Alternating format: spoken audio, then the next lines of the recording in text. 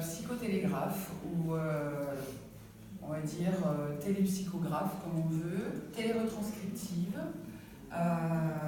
des sphères, on va dire, hautement spirituelles. Je vous expliquerai un petit peu après comment ça fonctionne. J'ai mis 3 ans pour savoir comment ça fonctionnait. Je suis un peu dans le même cas que Cathy. Ça m'est tombé dessus, enfin vraiment dessus, à 43 ans. J'ai été, je précise, 43 ans athée, donc à milieu de tout ça, à milieu de la religion, à milieu de ce qui pouvait se passer de l'autre côté, bien que il y avait des petites choses qui m'interpellaient quand même. Je me disais bien qu'on n'était pas tout seul, qu'il y avait peut-être quelque chose, parce que j'ai toujours été un petit peu attirée aussi par le paranormal. Donc j'ai fait comme tout le monde, enfin peut-être pas, je ne sais pas. J'ai un peu testé les médiums dans des situations un petit peu délicates, un peu difficiles, quand j'étais perdue. Et ça m'a valu, je tiens quand même à le préciser, un dossier de surendettement. Maman, on ne le sait pas, mais on va le sait aujourd'hui.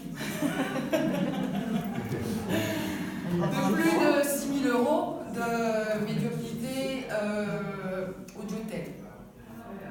Et on appelle, on a la réponse tout de suite, on attend une demi-heure, ça nous coûte 10 €, on ne sait pas combien de temps ça va durer, bref.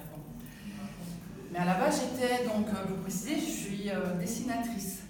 Donc j'ai suivi un cursus, un parcours un petit peu artiste, tout en cherchant, je vous dis un petit peu, sans savoir pourquoi, des choses dans le paranormal. Donc j'ai essayé tout ce qui était pendu, cartes. J'ai essayé tout, numérologie, astrologie, écriture inspirée, écriture automatique. Quoique ça m'est venu après ça. Mais j'ai tout essayé. Et j'ai cherché jusqu'au jour où, dans ma vie, c'était un peu compliqué. J'ai plein de situations sentimentales, professionnelles, financières, problèmes juridiques en tout genre. Isolée, j'étais toute seule avec mon fils parce que j'ai un fils de 8 ans que j'élève toute seule. Et j'ai fait un petit peu ce qu'on peut appeler dépression. Oui. Petite dépression qui m'a amené en fait à ce que j'ai su après, parce qu'on précisera après. Voilà, que tout éveil à la spiritualité, c'est toujours, il y a un gros choc émotionnel. Donc en général, moi j'ai fait un burn-out, j'ai fait aussi une petite dépression, tout comme Sandrine.